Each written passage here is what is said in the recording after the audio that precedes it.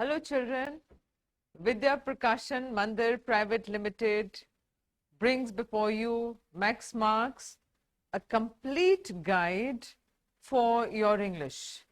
There's a complete category of questions. You'll find extracts, open-ended questions, short answer questions and long answer questions. Absolutely complete work, but now it is your role. You need to spend time, spend an hour every day in a room and do your English, and you must do it in a very organized way. Start chapter wise. Now today we will do the poem. It's poem number 4 in your flamingo, and the name of the poem is A Thing of Beauty by John Keats. Some people also pronounce it as poem. That's absolutely all right. Now, a little about the poet. John Keats is a renowned poet. English literature would be incomplete if you would not mention about John Keats. Now, John Keats was born in London in the year 1795 and died in Rome in 1821 at the young age of 25 due to illness. So we lost this poet at a very young age. Now he is a romantic poet, and his poetry is characterized by sensual imagery and is one of the most popular works, which is a series of odes. Now today, his poem is one of the most popular poems, and it's the most sought after in the English literature. Now this poem is an excerpt from Endymion. The Endymion is a very lengthy poem. It's a love poem where a human, a moon goddess, is in love with a human. Now the person, the human, is a shepherd. It's a beautiful poem, and this A Thing of Beauty is an excerpt from Endymion. So from here, if we talk about, if you have to prepare a little about the poet, one is the name of the poet, you remember, John Keats. Do not get spellings wrong in your English. It's a big blunder. You cannot make spelling mistakes in English. Now, then the other 2-3 things which you need to remember about the poet is that he was a romantic poet, died at a young age, then his poetry is characterized by sensual imagery. Then the other thing you need to remember, this poetry, this poem is an excerpt from his poem Endymion. That's it, what we need to know about the poem, about the poet. Now coming to the poem.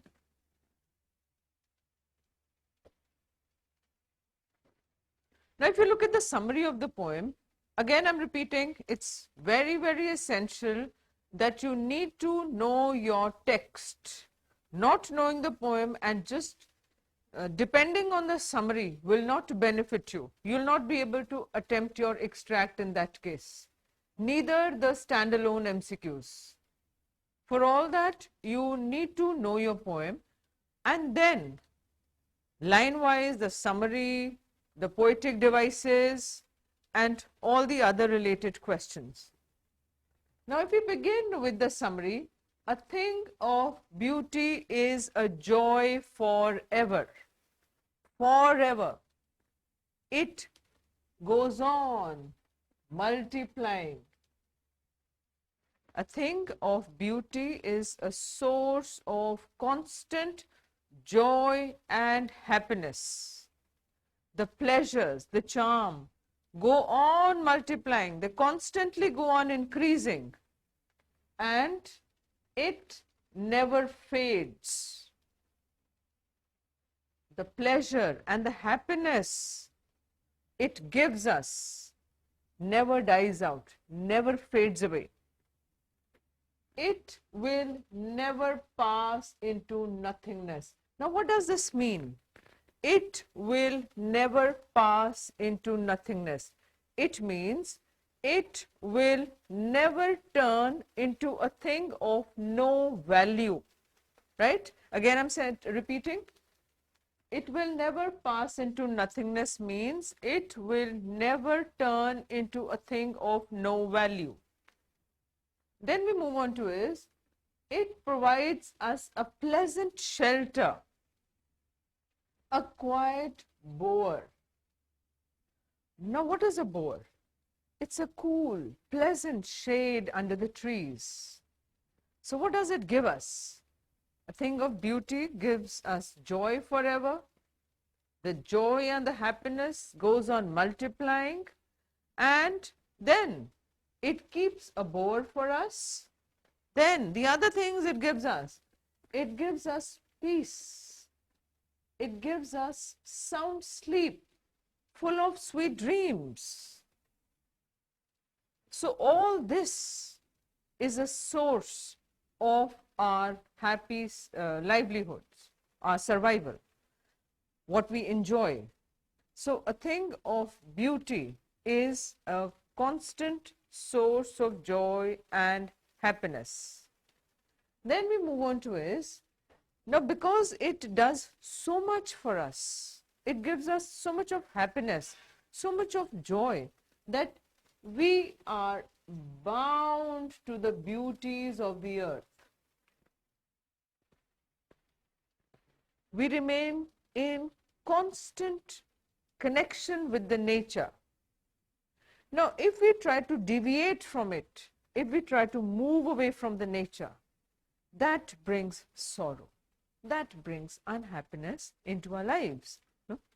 So, man, in order to enjoy the blessings of nature, reads a flowery band. Now, this flowery band stands for all the pleasant things, all the good things. So, every morrow is every morning, man remains connected to the nature so that it could enjoy all the blessings. Then when we move away from nature, what happens? Man suffers. Now, his suffering, what are the reasons for his suffering? We suffer from malice and disappointment. Now, when man becomes hopeless, he loses hope in life. And there are various reasons for his becoming hopeless, the sufferings that he undergoes.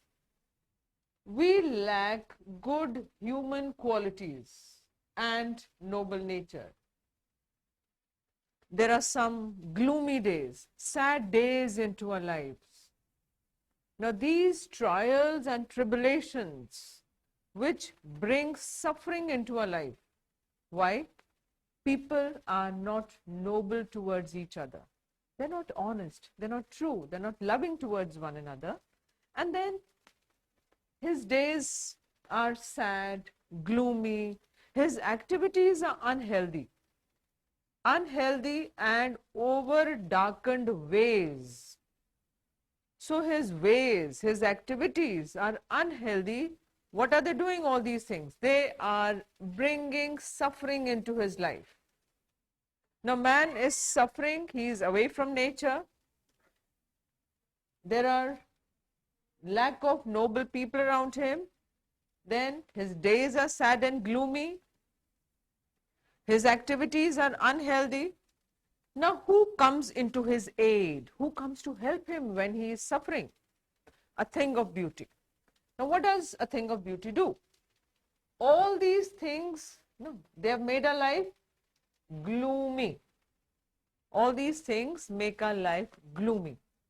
Lack of noble nature, unhealthy ways, sad and gloomy days, all together combined, they have made our life gloomy, sad. We suffer. Then the unhealthy and evil ways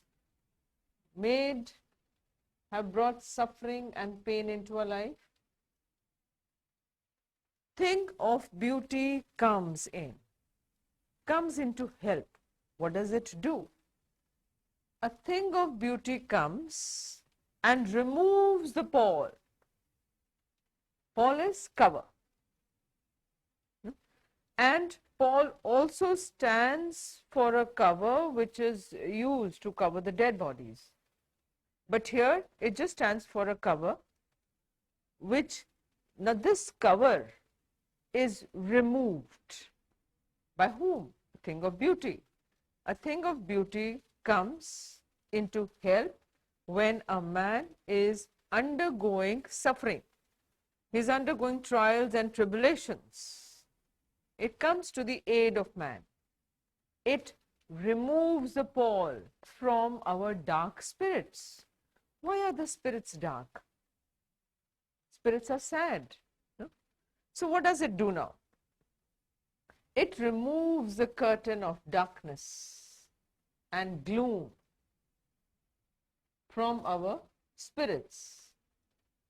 Now then we have a list of things of beauty.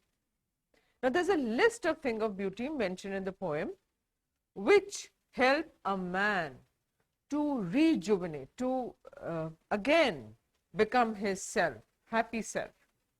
Now here we have is sun, moon, trees old and young, then we have daffodils, then we have rills and musk rose, and then we also have these people who have immensely contributed and have been categorized under a thing of beauty. Now you will have to remember these, but sun brings warmth, moon with its coolness, trees old and young provide shelter to the simple sheep. Then these flowers, they bloom and spread their beauty. Then this musk rose in the thickest ferns, it spreads, it sprinkles its charm. And then we have is all these things of beauty are a boon, are a blessing, are a bliss for humanity. See, the sun, moon, old and young trees are the source of happiness. They provide a shady shelter which is a boon for simple sheep.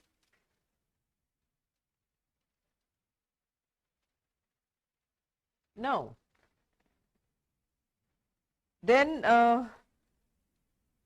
we move on to the category of questions.